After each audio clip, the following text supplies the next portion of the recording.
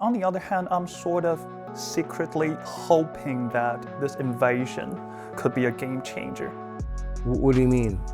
A game changer in this game, this long-lost war of Taiwanese against Chinese. Like you're aware about the Ukrainian-Russian war, right? And I've read in some newspapers saying that many Ukrainians decided to stop speaking Russian after the war started. And that's what I'm hoping for secretly. Or, well, I know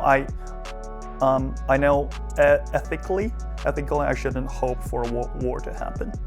But like how many Ukrainians would tell you that they didn't mind using Russian for everything, like education, newspapers, or government. And it took them a war to think again. I think that should give us courage. Exposure to other people's perspectives. It's moving us in a good direction. Welcome to Conversations with Peter Boghossian. I had a wonderful conversation with Hôa today. We talked about language, the power of language, China, Taiwan, Formosa, United States politics with regard to Taiwan. I hope you enjoy the conversation as much as I have. Thanks. After this, I'm going to tell you about social justice. My commitments to social justice are epic. I like that. Yeah, please do. I will. Thanks for joining me. I appreciate it. And your name is Hôa. Exactly. And you are from Taiwan. Mm-hmm. I grew up here, not in this city, but in this island, yeah. But yet you do not speak. So you speak Mandarin, but you choose not to speak it. Like yeah, I would just put it in a way like I don't speak Chinese anymore. Okay, this is fascinating to me. Why? Okay, to put it in a really, really short sentence, I think Chinese is the language that colonizers made us learn, and keep speaking it would be helping killing my mother tongue, so I chose not to. What is your mother tongue? Taiwanese. Okay, so how many people here understand Taiwanese? At this time, I would say around at least 70% of this island's population still understand Taiwanese when they hear it. But 70 or 80% still understand Taiwanese. But I would say only 50% still speak this language every day. So what happens when, for example, you want to go into a restaurant, you don't speak Mandarin, and they don't speak Taiwanese? Will you not speak Mandarin? Oh, well, this hasn't really happened that many times because I speak 3 languages now. Even after I stopped speaking even after I stopped speaking Chinese. I speak 3 languages now: English, Taiwanese, and Hakka. So it's not every day that I run into someone who doesn't speak any of these. And as now we now walk in this city is really, really friendly to English speakers, probably much more so than it is to Taiwanese speakers. So if they have an English menu, I can use it. And even if I really, really, really, I'm really so unlucky and I may meet a waitress who doesn't speak any of these 3 languages, I can always point my finger at the food on the menu. And you would do that before you would speak Mandarin? I just don't speak Mandarin anymore. Okay, so please help me understand. So you said that Mandarin is the language of the conquerors. It's the language of the colonizers. Colonizers is the word I would use. Okay, can you explain that to me, please? Okay, so when my grandma hit her puberty, nobody spoke Chinese on this island. That was 70-something years ago. No one, absolutely no one spoke Chinese here. The majority of people, like 80%, spoke Taiwanese, 10% spoke Hakka, and 10% spoke everything else, like the indigenous languages, Bunyun, Dayan, Banza, or something else. And that was when my grandma was born, where we were under the Japanese government's rule, and then the Chinese government came, and they sort of decided that everyone should speak Chinese, and so they made education available exclusively in Chinese. They confiscated Bibles printed in Taiwanese and Hakka. They Bibles. Bibles. They fight kids for speaking Taiwanese at school. They made it like illegal to use Taiwanese on a TV channel. Okay, hold on. I just want to make sure I understand. So, how do they do that? But they're not in the government. Yes, they are. They were. Well, there was this all Chinese government that came from China after the end of Second World War. And that Chinese government is now known as Republic of China. And the Communist China we have over the strait at the other, it's called People's Republic of China. Right, right. So so just guide me through that. So they were in government and they had the authority to limit where Taiwanese was spoken. I would say they had the guns to limit whatever they wanted to limit. Because we had a 228 event or the 228 massacre. Yeah, like tens of thousands died. Tell us about that, please. Oh, okay. That was okay. After the Japanese people surrendered, they kind of gave this island to China. But that is kind of weird because they didn't really get this island from that China. They got this island from Qing. Qing was the Manchurian Empire. Yeah. So they got this island from the Manchurian Empire, and somehow they gave it back to Republic of China. That's not something that really makes sense. But okay, that's how it happened. And when those Chinese people came, they took over everything that Japanese people left: the houses, the schools, the government, everything. And at that time, a civil war is still going on there in China. So they they grabbed whatever resources they could: food, money, equipment, and to help that civil war. And they lost that war. So that left them with no choice but to flee to this island. They took refuge here, but they were in charge. So is your goal then to what is your goal? Is your goal to have everybody speak Taiwanese or nobody to speak Mandarin? Or like what are you hoping to accomplish by not speaking Mandarin? Is it just like an act of resistance? Oh, I don't think I get to tell everyone what to do. Like you gotta speak Taiwanese, but that's not what I can do. But at least I think it's a very humble thing to ask if I just want to like order in the restaurant where my father could place his order in Taiwanese. And I wish I could do the same when I'm old. But that seems so much like a luxury now. Is it too much to ask? The same restaurant that my father could place his order in Taiwanese, and I want to do the same in the same restaurant when I'm old. But that doesn't look like it's happening. Are you shifting the conversation a bit? In the United States now, in the election, there is considerable talk and conversation, which is one of the reasons we're here, about a Chinese invasion of Taiwan or a Chinese blockade of Taiwan. Are you concerned about that? Do you think about that? Are you worried about that? Do you not care about that? Okay, about the threat from China. Okay, I would put this. Many people you meet here who are more like who are more on the I don't like Chinese side.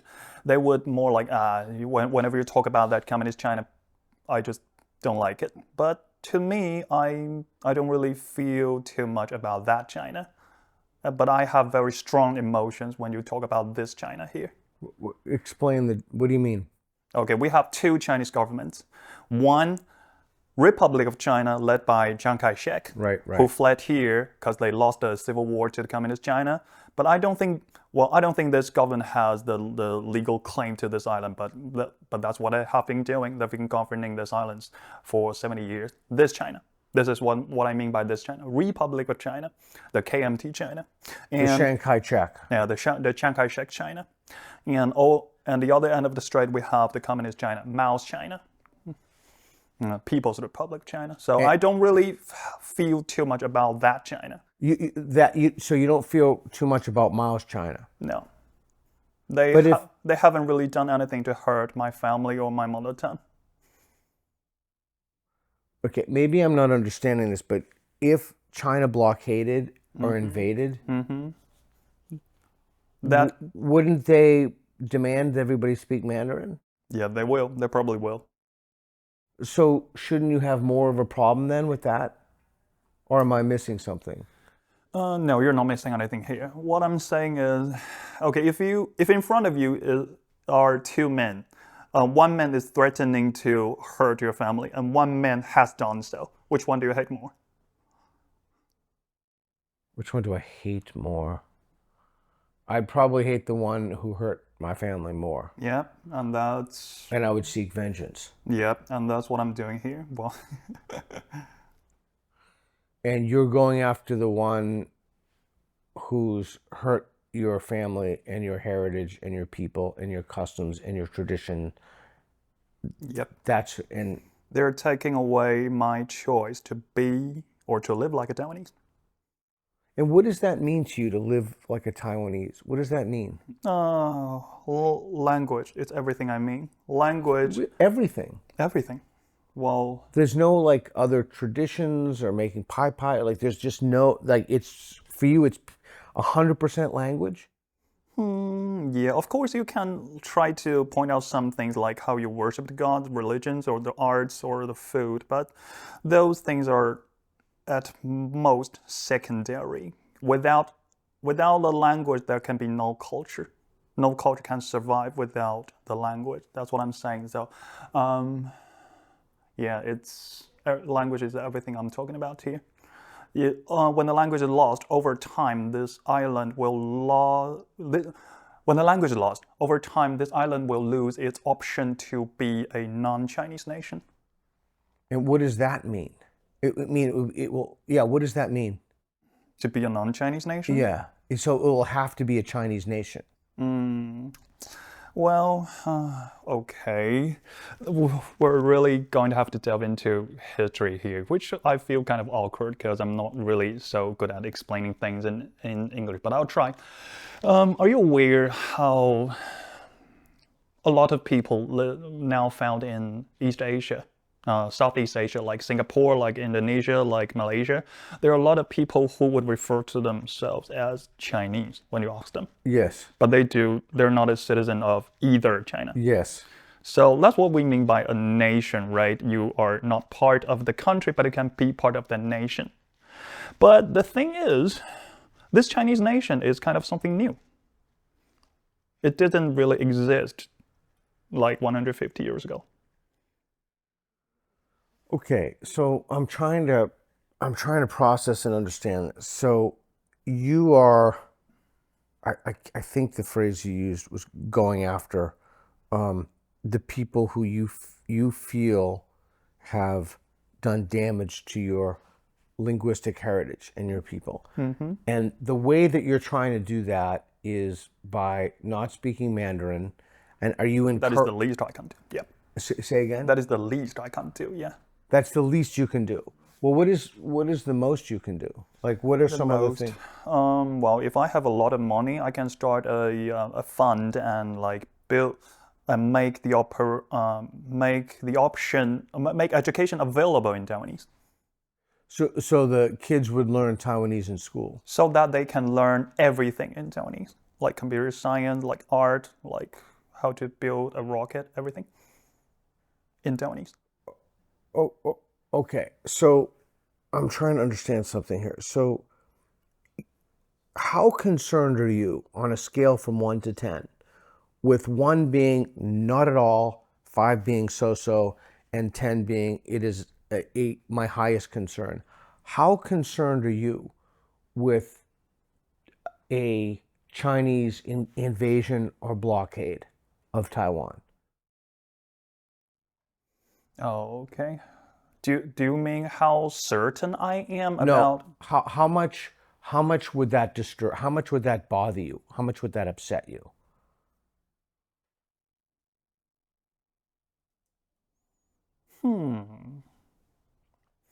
That would be around 5 or 6, I guess.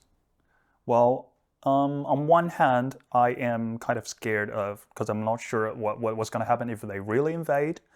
But on the other hand, I'm sort of secretly hoping that this invasion could be a game changer. What do you mean? A game changer in this game, this long lost war of Taiwanese against Chinese.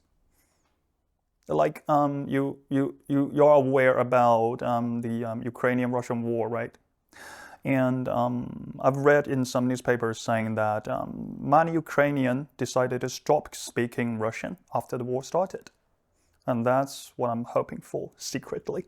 Or well, I know ethically I shouldn't hope for a war to happen, but like how many Ukrainians would tell you that they didn't mind using Russian for everything, like education, newspapers, or government. And it took them a war to think again. Okay, so when I ask people here, do you consider yourself Chinese? Like, what percentage of people, if I just started asking people, do you consider yourself Chinese? What percentage of people would say yes? That's a tricky question because this word Chinese in English, it can translate into 2 different words in Chinese. Okay. I did not know that. What are those? Okay, I'll put it in my language because I don't speak Chinese anymore. One translation is 中国人, that practically means a citizen of China. Well, whichever China you're referring to. 中国人 is a citizen of China. And another term is 华人. 华人 means you're culturally Chinese. Or culturally, or biologically, ethnically Chinese. Okay. So they may consider themselves the latter, but not the former. Yeah, the majority of them. Around maybe only 20% of people would tell you that they are 中国人when they ask them, and that 20% are the post-war immigrants from China, the Chiang Kai-shek's people. But if you ask them, are you 华人? Are you culturally Chinese? 70 or 80% would. Oh, that's interesting. Will tell you yes. So, and that's what I'm trying to point out is that they have been included in this newly invented nation of China, which is not something that we should take for. What do you mean the newly invented nation of China? What do you mean? Well, China was not a nation 150 years ago. China was just a name of a place like Europe. And when the Manchurian Empire fell apart, these intellectuals, I'm not going to call them Chinese intellectuals, I'm going to call them a Eastern Asia mainlander intellectuals. Because I'm trying to avoid the confusion here. Because a lot of confusion and myths can happen when you use this word China to refer to both the place and the nation. Yeah. So I'm trying to use separate terms for these two. Now when I say China, I mean the nation. Yeah, when I'm just referring to the place, that's good for the conversation. We should use that so that we both know what we're talking about. Yeah. So what I don't understand then is, and again, we'll use it when I say China, I'm talking about the nation. What I don't understand is, if the Chinese do invade, and there's very credible talk that will happen, I don't know the odds, but the historian Neil Ferguson puts a blockade at 50% in 2024.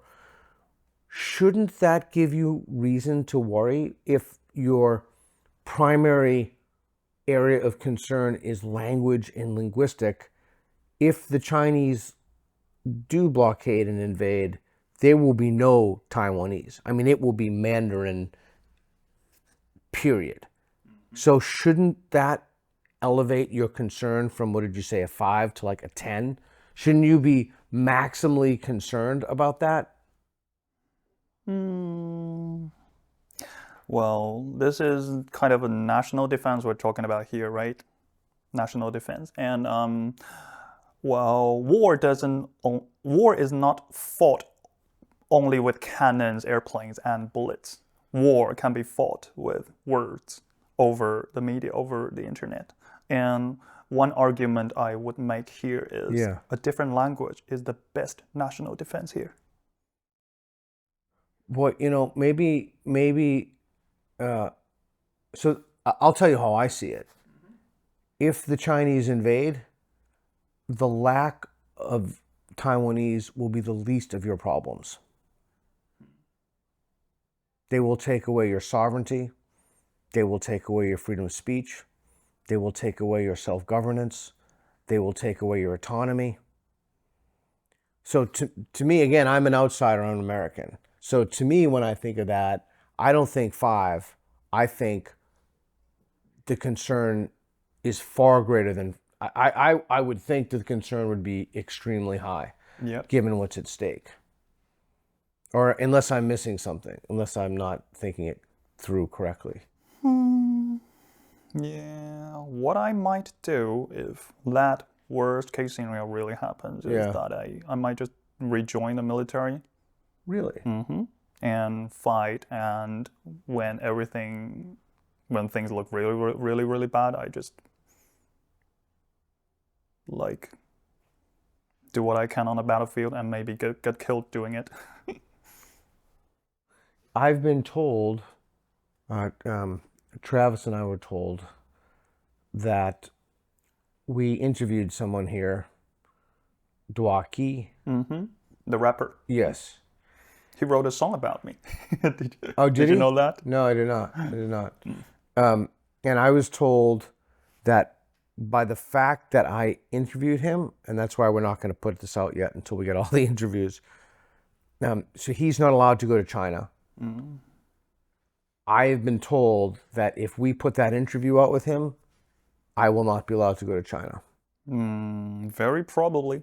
And even if you're allowed, you shouldn't do it. It's too risky. I'm not going to China or Hong Kong. Because I can just get kidnapped by the government. And that happened more than a few times. Wow. Even if you just do a transfer at Hong Kong, which sounds like a safe and free place. Yeah, people get kidnapped at the airport of Hong Kong. Wow. You're the second person I've heard say that in 3 days. Someone else just told me that as well. So I guess that's a concern among people here. If they voice anti-Chinese sentiment, that they could be kidnapped by the Chinese government on mainland China. Which is interesting because I've been invited to Hong Kong to give a talk. That's the other reason that we're not putting before these videos come out. We cannot you put these videos out. Yeah. Do everything you want to do in Hong Kong and then publish these videos. Yeah. I thought it was interesting when you said that if there's a blockade or an invasion, so you're willing to go into the military and fight for Taiwan. If I live my life, if I choose to live, I want to live like a Taiwanese, or at least live with the hope to live like a Taiwanese. And when all the hope is gone, well, I might just put my life to some good use. And what does that mean to you, to live like a Taiwanese? What does that mean? Yeah, something trivial like I just told you, or to order in the restaurants where my father could order in something trivial. Taiwanese. Yeah. And excuse me for asking the question, but if you're in the military and there's an invasion, you might have to kill somebody. Yep, that might happen. And you prepared for that? Yes, I think I am. Now that's another kind of personal, but well, I personally find it interesting, but not everybody does. Like a few months ago, I had another interview with a CNN reporter, and I told him this story. He wasn't really interested. It was Do you want to hear the story about how I found out that I actually had what it takes to do evil, just like Hitler or Chiang Kai-shek? Sure. Okay, there is this friend of mine who I respect very, very much.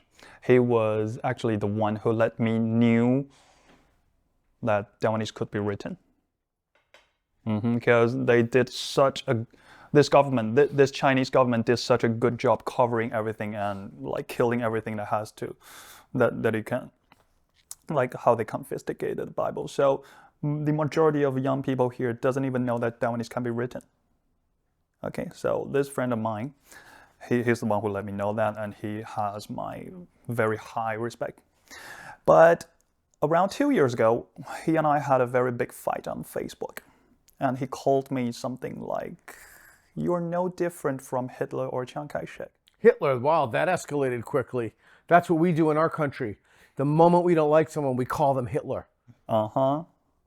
And I was so sad and pissed at the same time. But after maybe 1 year, when I had enough time to give it enough thought, I realized that he was right in a way.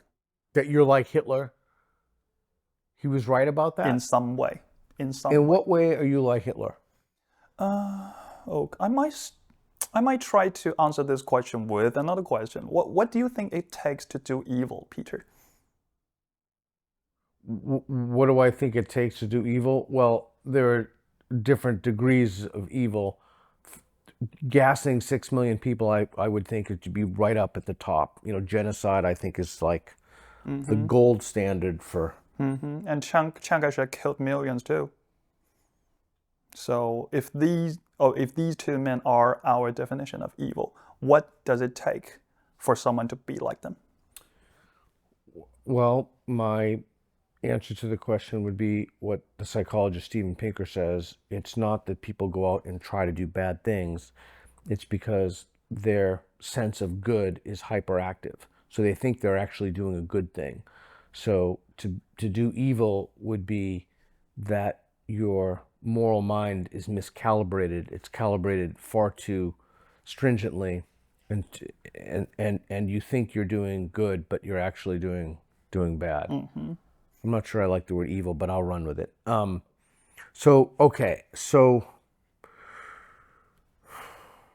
If we can pull back a little bit from these two extremely evil men, well, let's look at some example from maybe a Hollywood movie.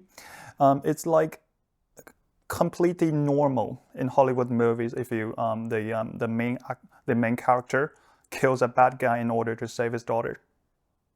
That's like perfectly normal in a Hollywood movie, right? But that's killing, that's taking away lives. Right. Is that evil? Is it? No, usually self-defense or defense in terms of others is not.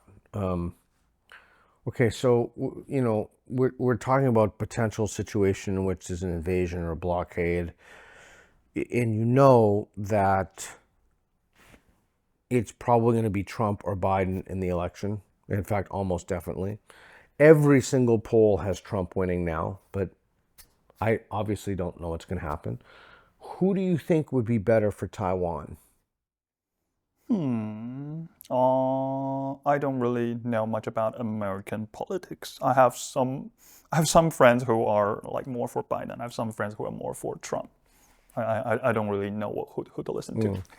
What would you want an American president to say? Like if an American president called you on the phone and said, "Listen, I'm trying to figure out a strategy for Taiwan to help the people of Taiwan," what would you advise him? But I can't get him to do anything that is good for us, but like bad for U.S. interest. Can I? You can say anything you want. So I'm the president. I call you and say, "Hey man, I'm president. What should I do with regard to Taiwan?" What do you say to me? Well, I would probably put it like, "Okay, look, Mr. President, China as a nation is something that is newly invented. We don't want to be part of it. Well, some people might grow up believing that they are part of the Chinese nation, but it is. If we really care about human rights, we should give people the freedom to choose not to be part of that newly invented Chinese nation. Yeah, that's what I would probably say. So stop thinking about free China when you think about this island. Okay, so now I have a question for you. And my question is, a lot of people in the United States are going to watch this. And they're going to say to themselves, why should I care about Taiwan? I'm just trying to live my life. I'm trying to pay my daughter's tuition. Why do I care about Taiwan? What would you say to them? I don't know. Why did they care about Vietnam? Did they care about Korea when they fought a war in those countries? I don't know. What did they care about? Well, at the time we had an idea. It's called the domino theory, and that it's like dominoes. Once a country fell to communism, it was never. You couldn't reverse that. Many Americans were concerned. Oh. Yeah, well, because of our recent history, there was a colossal screw up in Afghanistan. The Iraq Colossal what? Sorry. screw up. Screw up. Okay. Yeah, the war in Iraq did not go well. The war in Ukraine is not going well, and we've given the Ukrainians non-trivial sums of money. And so I think that the American appetite for foreign intervention now is very small. Like, we just do not want to get, in general, Americans do not want to get involved in foreign wars. And, you know, we have some security guarantees with Taiwan. But for the average American, I would think, and I'm pretty sure I'm right about this because I read before I came here, I tried to read as much as I could. The average American, I think, has no idea why the U.S. would want to protect Taiwan. So what would you say to them for why should the average American be concerned about what happens to the Taiwanese people? Oh, okay. Speaking about military military advantages, if that China gains control to this island, that means their submarine can go all the way without being found into the Pacific Ocean and reach San Francisco. That's a very good reason to keep this island on your side, militarily. Do you think that what is the attitude of the people of Taiwan toward the people of the United States, or to the United States government, or to United States hegemony? What is the attitude of the people of Taiwan towards the United States in general? Is it positive, neutral, indifferent, negative? It's kind of divided too, just like how people really feel about China. Some, like 20% of the population, just want to be part of China. Really, about 20%. 20 or 15, something like that. Interesting. It's very interesting because I heard 10%. Oh, okay. Maybe I'm not really. Or maybe that figure's wrong, but could be anything. So if we were to become part of another country just because it's richer, I say we become part of the United States. I was going to ask, would you rather be ruled by China or the United States? Well, if you had to be ruled by one country, which one? Of course, I'm going to choose the United States. Of course. And the reason for that is what? Why? Yeah, everything from like better development in science, researchers, education, and freedom, of course. And yeah, I just don't see why we have to be part of China. Why China? Why not Japan? Why not Korea? Would you rather be ruled by the United States or Japan? Interesting question. Well, I will have to give some thought before I answer that one. Before you mentioned Guy wrote a song about you. Why did he write a song about you? Why did he? Well, you could ask him this question, but I can tell you what the song is about. Okay. He wrote the song after he saw a video that I made, and in that video I told a love story. A love story of, it was like this. I grew up with this girl when I was when I was a little boy, and then I left my hometown, like barely, doesn't talk to her for many years, like 20, and then I fell in love with a girl from Beijing. But one day I came home and I realized that that girl I grew up with is terminally ill, and that illness is caused by the girl from Beijing. So I decided to spend the rest of my life with this hometown girl, and I wouldn't speak another word with the Beijing girl. He heard this story, and I believe you have realized that I'm talking about the languages. Yeah. These two girls are actually two languages. Yeah. And Duaki he watched this video, so he turned this love story that I told into a song. Interesting. I'm going to pick that up in places. And let's say, can I ask you a personal question? Yes, please. So let's say you were dating a woman and you really like this woman and she was from Taiwan and you spoke to her in Huaka? In what? But what's that other language you said? Not Taiwanese, but Haga. Haga. Sorry. I was really surprised that you know about Haga. Yeah, Few people do. I've just been reading about it. 10% of the population. I couldn't here. speak one word of it, but anyway. But I'm working on my Mandarin. So let's say that you were in a relationship with this woman and you really liked her, and you've been dating her for a few months, and then she told you that she wanted China to take over Taiwan. Would you still date her? No. Well, that would probably be the first thing I try to find out the first time I date her. Oh. So that would be one of the first things that you find out is what she feels about Taiwan. Not if she wants to have kids, not if she like sushi or whatever. No. Okay. And it would be very, very obvious because if you were a girl here in Formosa, hang on, let me just do this clarification of terms I use again, just a little bit. Please. I don't refer to this island as Taiwan. I refer to this island as Formosa, as it had been for like 300 or 400 years. I remember that. Before I think it was the Japanese government decided to change it to Taiwan, because I want to reserve this term. Taiwan was originally a city built by people speaking my language. And that city is in the southern part of Formosa. That city was known as Taiwan. Okay. And then somehow, somehow the Japanese people decided to take that name and make it the name of the island.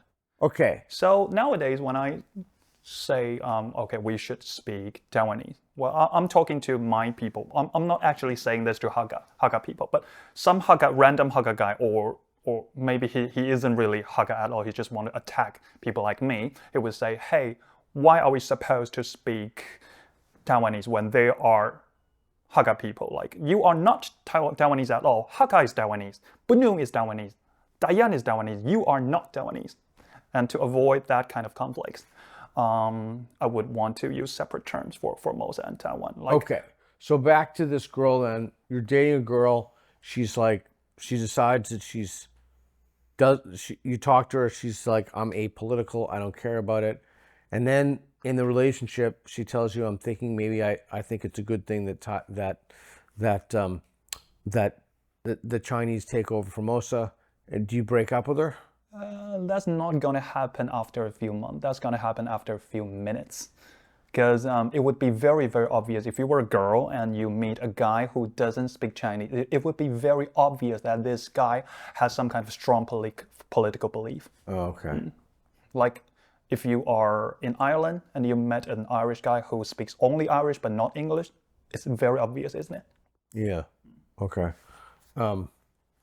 What do you think Americans need to know about Taiwan in general? We're not Chinese. Not even culturally so. Because this Chinese nation is some kind of, it's like over-inclusive. And this term was made so over-inclusive because they wanted to be so.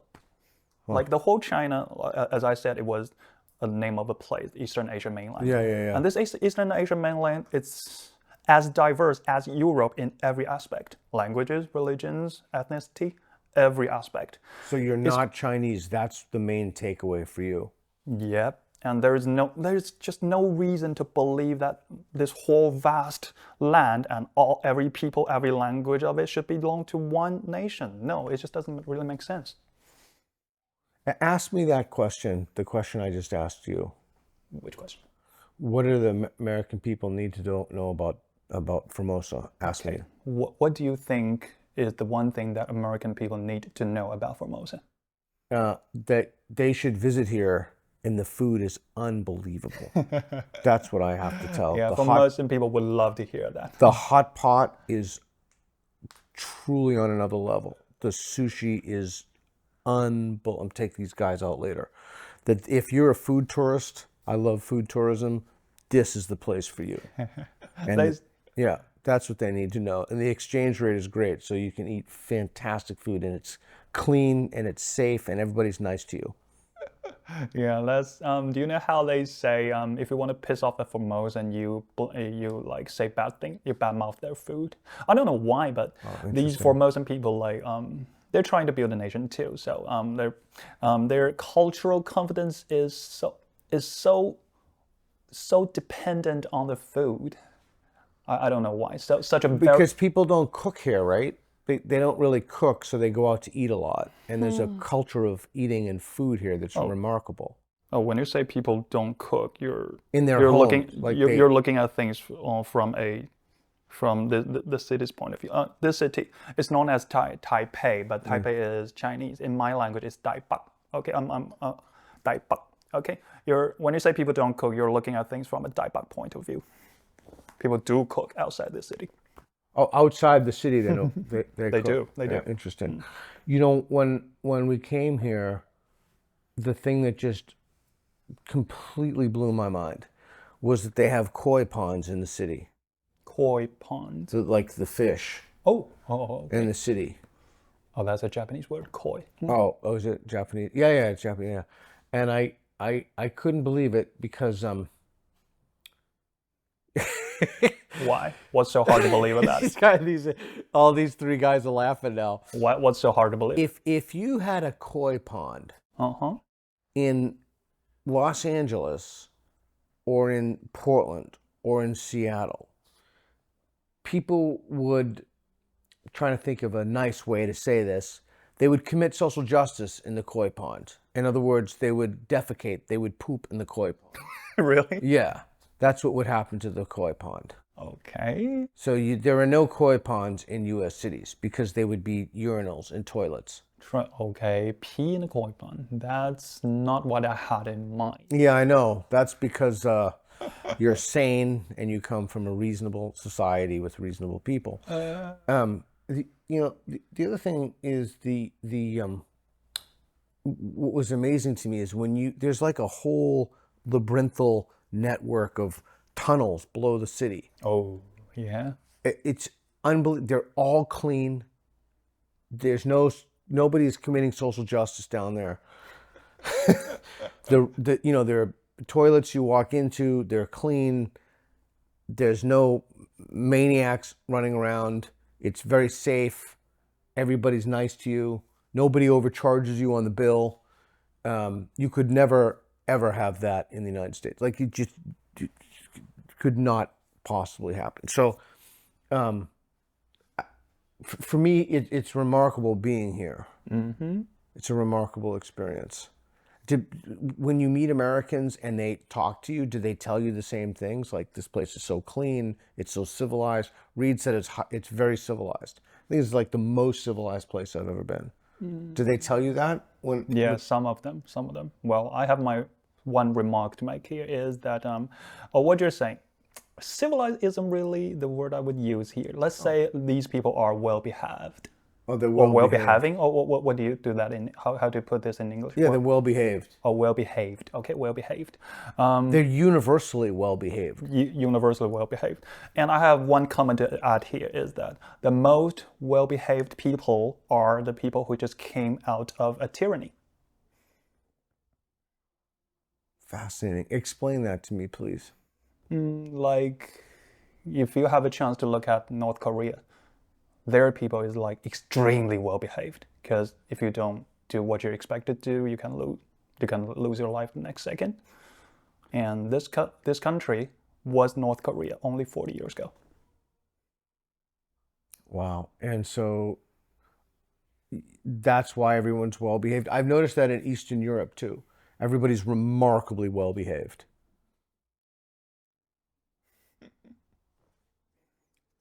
Are you hopeful about the future of the people here? Hopeful. Yeah. Yeah, I have hope. Without hope, I can't keep my sanity and keep living this life. Well, I really struggled last year when I had a divorce, and when your personal life is so messed up, you just can't even have confidence about the whole picture. But yeah, I try to have hope. I try to have hope. I try to believe. I try to believe in the people. You try to have hope, or you have hope because you believe that there's something to actually have hope about? Like, is your hope predicated or founded on something that's likely to be true? No, there is nothing good has been happening. I just try to have hope. Okay, well, that's a good attitude. Are there any questions I should have asked you that I didn't ask you?